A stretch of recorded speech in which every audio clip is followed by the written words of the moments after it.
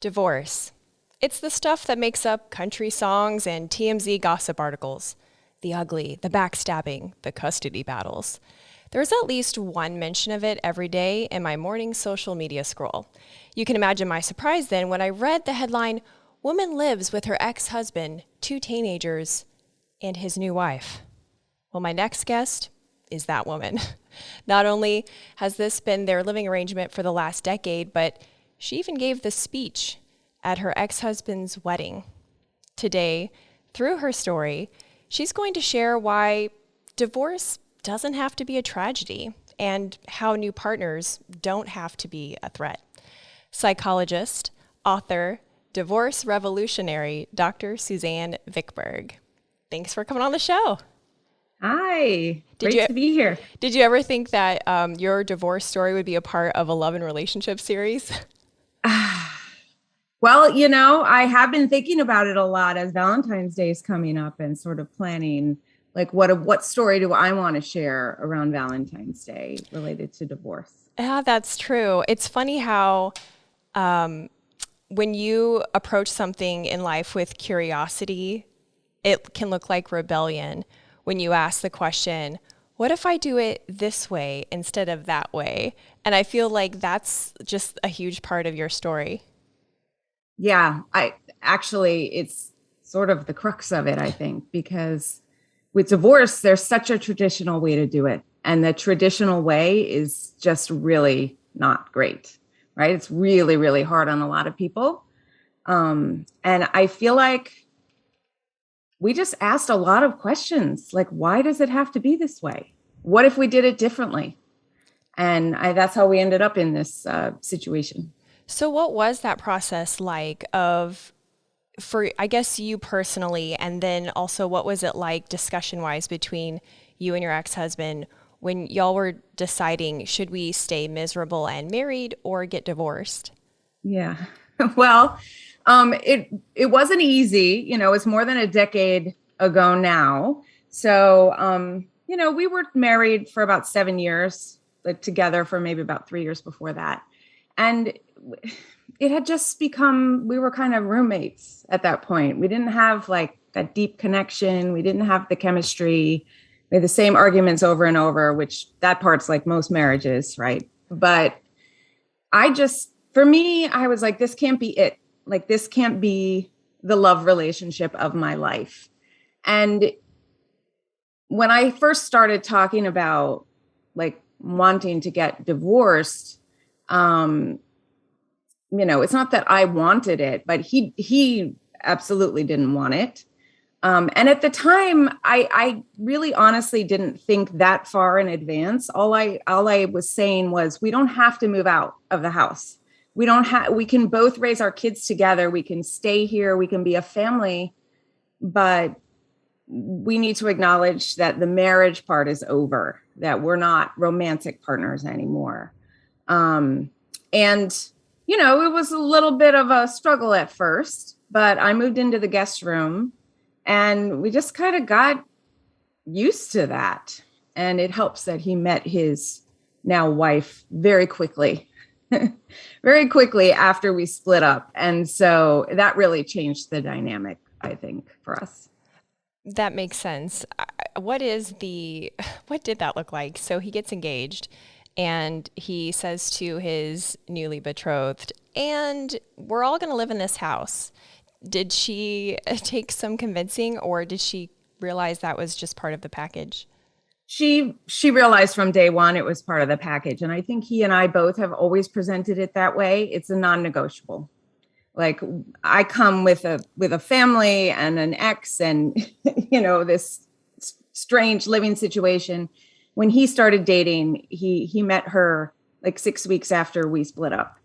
And we didn't know what we were doing really at the time, but he told her, this is my situation from day one. And, she of course paused a bit, but she was willing to just give it a try and see how it went. And, I met her, I don't know, maybe they had been together maybe 6 months before I met her, and the kids met her. And it was she just became part of the family over time. You know, she actually contributed to the care of our children. She helped out. She wasn't just like a person hanging around. And when we ultimately put an addition on our house so that we could have a little more space and a little more privacy, she moved in. You know, for a while she had just lived nearby, but she spent a lot of time here, but didn't live here. She moved in, and they only got married 2 years ago. But they've been together, you know, now for over 10 years. So they really didn't rush things, but she was really part of our family much sooner than when they got married. Wow, it sounds like you really got lucky with her. Totally. I got so lucky with her. And from the day I met her, she and I went out for a drink alone. Like we just decided that was the most kind of low pressure way for both of us. So we went to the local bar here, had a drink.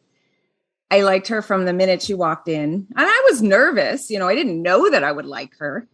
But she was just so disarming right away. And she has always been so respectful of my role as the mother.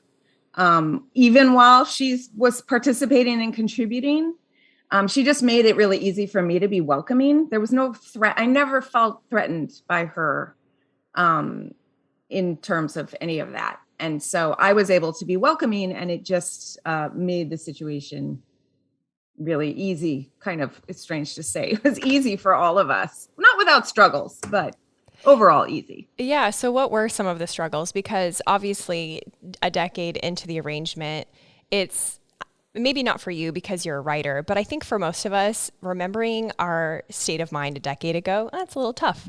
So Can you share what were some of the hiccups that you experienced while working out the nuances of this living arrangement? Yeah. So I'll share a story actually that happened before I met her. I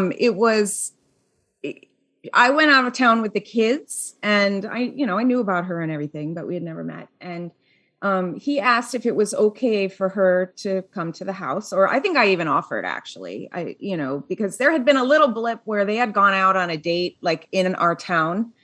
And I got a little bit upset because they went on like a double date to like the place where we always go, and we always used to go. And it was kind of, the neighbors didn't even understand that we were apart. So it felt sort of awkward for them to go on a double date with people that I knew to the place that was local. So anyway, we had a little bit of a blip around that in the beginning. It was just like getting used to this like new world. So when I was going out of town, he was being very respectful and asking what I was comfortable with. Can she come to Maplewood where we live? Is that okay with you? And I said, yes. And in fact, if you want her to come to the house, that's totally fine with me. So I went away. I came back. I was feeling, frankly, like kind of proud of myself and very like, I'm such a sophisticated person. I'm totally okay with all of this. And I got in the shower and I saw this pink razor that was not mine. Oh. And at first I thought it was really funny. I said, this is a great story for me to be able to tell. And it is a great story. I'm telling it now. But like in the beginning, like I'm going to tell my girlfriends over drinks, like my husband, I mean, he was still my husband at the time, but not in our minds, right? My husband's girlfriend left her razor in my shower. This is hilarious. Well, what happened was when I started telling people, even though I thought it was a funny story, they did not think it was funny. And all of my friends started saying, that is her. She did that on purpose. She is marking territory. She's sending you a message. Don't you dare think that that was an oversight. And suddenly I got all worked up. Like, how dare she do that? And I got very angry at him and told him she left something here, but I wouldn't even tell him what it was. Because I was like, you should not have let that happen. So anyway, the whole thing, it was just like my emotions, even though like this was a situation I had orchestrated, surprised me. And the expectations of my friends fed like an emotion that I hadn't even had until then. And that kind of thing doesn't happen anymore. For one thing, I've told all my friends, I've asked for their support and cooperation, And now that everyone's so used to it that, they wouldn't try to tell us anything about how we should do things. Do you find that the people's reaction is different when they are not at your house seeing all of you interact versus when they are? Yes, absolutely. So I think, for like our families, my parents, his parents, her parents, all of them thought, well, hold on a minute. Like when we told them what we were doing, they were like, this is not a good idea. And it's weird, basically. But I think for all of them, once they came and stayed with us at various, not all at the same time, but at various times, they understood. They said, now we get it. Like now we see how it's working and what you're doing and why it's good for the kids and why it's good for all of you. And it's the same with, people that I've dated. I mean, I don't bring every person I date through here, but when if I'm getting a little bit more serious with someone, they'll come over eventually.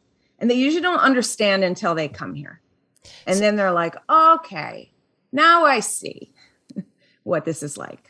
So that's interesting. What is the reaction of the guys that you date versus your ex-husband's new wife? Because I'm wondering if there's like a tendency for women to maybe be more accommodating or more flexible. And I'm curious if maybe there is an innate, I don't know, territorial reaction from men, assuming that you date men.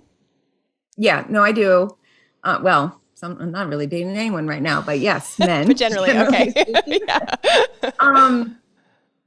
Yeah, I don't know. I mean, because we never really had experience with any woman in the situation other than Anna. And she's a special person. She's just very open-minded kind of person. So I don't really know if it's a gender thing. What I have found interesting is some men in the beginning are like, you're doing what? They're clearly just not okay with it. And they're also not a good match for me. I found some men right away were like, this is great. You're not going to try to have a baby with me. You're not going to try to marry me. You don't need anything from me. Oh, this is like amazing until you got several dates in. And then they started to say things like, well, I don't get how this is going to work like in the long term. Like, what if I want to live with you? Or like, I have, the men with kids often are hoping for someone to kind of join their family. Right. And, I have said always, like, I have no intention of leaving here as long as my kids are still home. So how is your house set up? Because you mentioned a minute ago about adding an addition to the home. Yes. So for the first year, I just lived in the guest room. Like it was directly next door to his room. Oh. So for a year or more, for more than a year, we lived that way. But after about a year, I started feeling like, it would be great to have like a little bit of space. My kids were 3 and 5 when we split up. So, I was trying to date, it was, so I thought, well, maybe I'll get like a little apartment, just part-time and I'll live here, but I'll go there. But then I thought, well, my life is complicated already. I have a full-time career. I have 2 kids. And so then I just started thinking, well, maybe we could add on to the house. And so we did. We got an architect and took out a loan and built what is basically a standalone apartment. So behind me, this is my bedroom. I have my own bathroom. And then there's a door to my left that connects to the hallway where the rest of the house is. So the kids are right there. I'm not like in a separate place. But then downstairs, I have my own stairs, and downstairs I have my own kitchen, my own living room, and my own front door. But there's also French doors that open onto their dining room. So when I want to, I can just close the doors. I can lock the doors. But there's a lot of in and out, like everyone just goes in and out. If my doors are closed, then the adults over there will knock before coming in. But if they're open, they'll just come in. And the kids just go wherever they want. Well, I imagine there's a lot of advantages to having, certainly financially, to having multiple incomes and one household. Are there any other advantages that you found of having so many adults under one roof? Totally. So especially when the kids were young, someone's got to be home. Even late at night, it's not like you can go out if the kids are sleeping. But I always could because there was always somebody else here. And we had like a loose schedule, like who was going to cook dinner. But, my ex, his name is Tim. I don't know if I said that before. I can stop calling him my ex. But Tim is a personal trainer. It gets up very early in the morning. So he's not a like go out at night kind of person. So he's almost always here in the evening. So I had total flexibility. I still do, with going wherever I wanted. It wasn't like, oh, Tuesday and Thursday is my nights at home, I can't go. And of course I'm home and I want to be with the kids, but it doesn't have to happen on a certain day. And back before COVID, when people traveled, if I had a work trip or a vacation I wanted to take without the kids, I didn't have to like rearrange anything. I didn't have to prepare anything. I can just literally say, hey, by the way, these dates, I'm going to be gone. And then I can just leave. And, splitting the driving and the cooking and all of that stuff between 3 parents is amazing.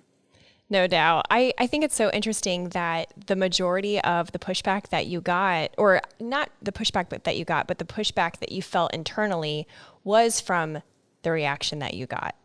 That it was from outside people saying, hey, this isn't right. Divorce should be, well, really they weren't saying this, it doesn't sound like it, but what they were saying without saying was divorce should be terrible. It should be complicated and there should be lots of steps and arguing and it shouldn't be so amicable and together. You definitely should be separate.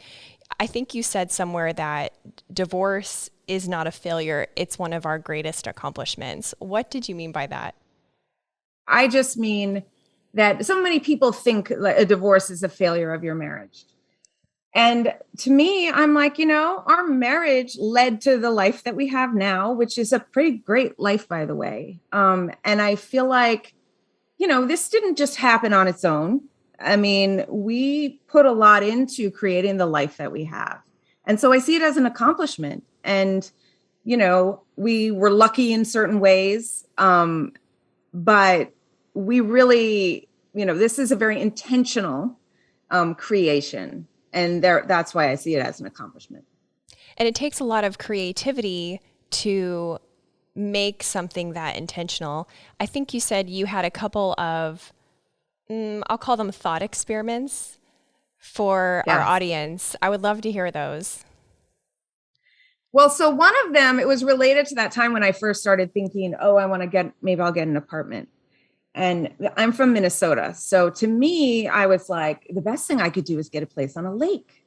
I need a lake place. Everyone in Minnesota has a lake place. Maybe I could have a lake place and then I could live here. And I literally put the kids, I put the kids in the car and I drove to a lake just randomly. And I'm in New Jersey now, so there's not lakes everywhere like there are in Minnesota. So we drove to a lake.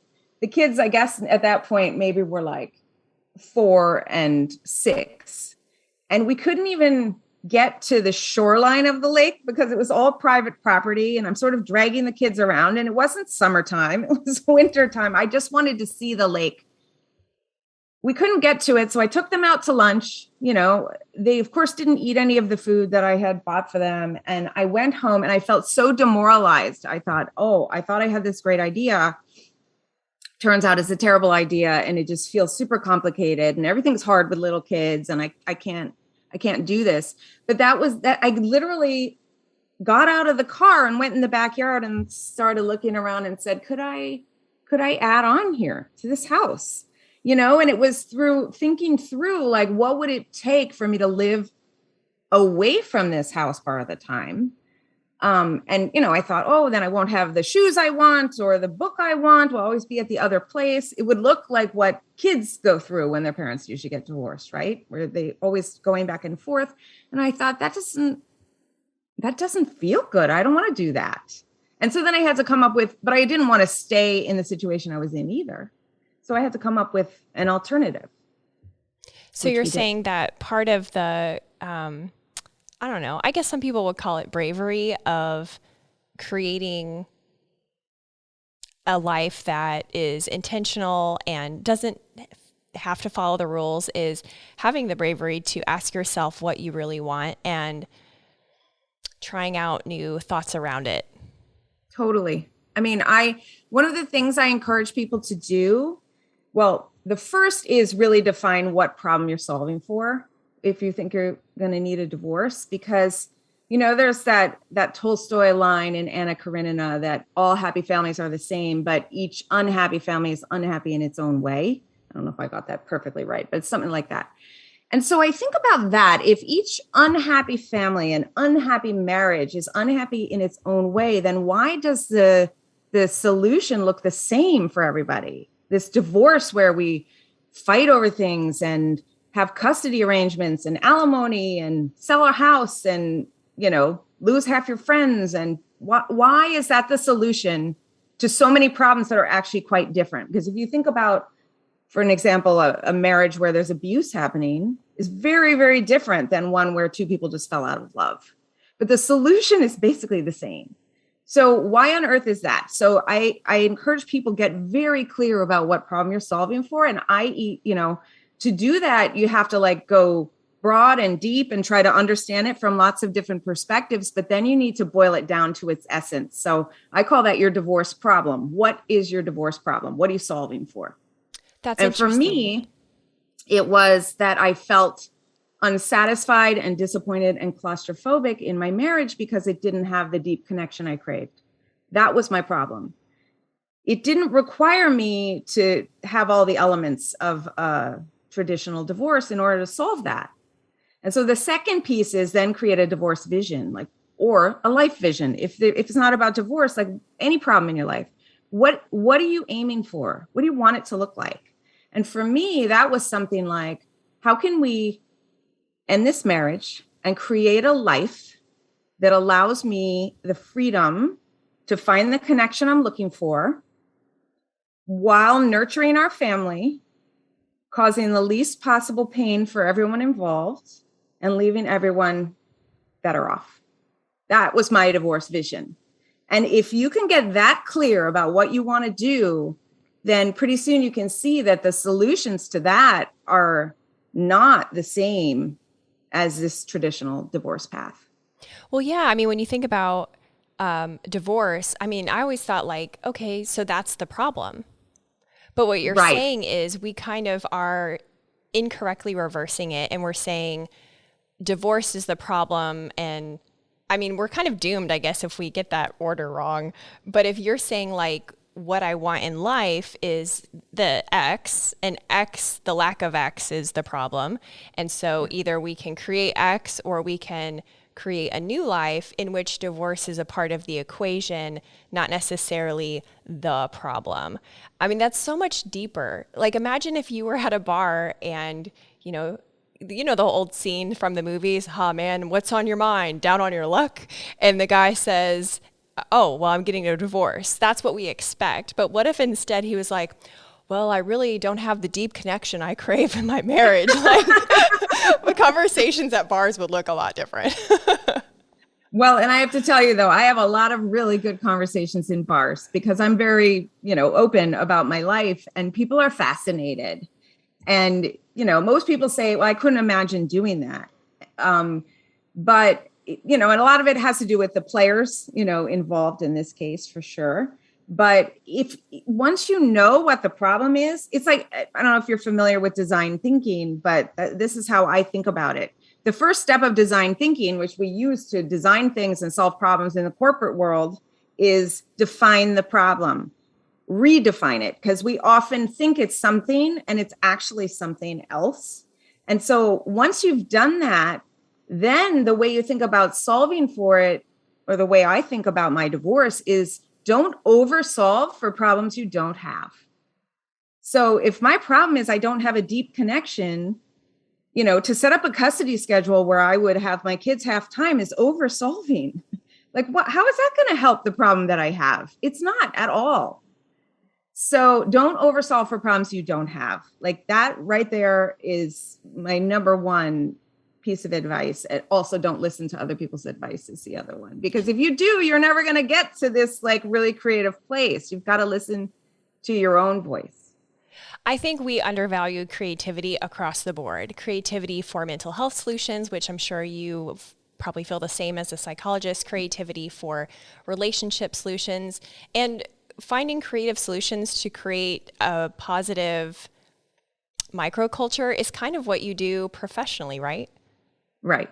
Yes. So I work for Deloitte, and I work in a part of the organization called the Deloitte Greenhouse, which is all about helping clients solve their business problems by sort of taking them out of their usual environment, putting them in a different environment, and challenging them to just really think differently about their problems.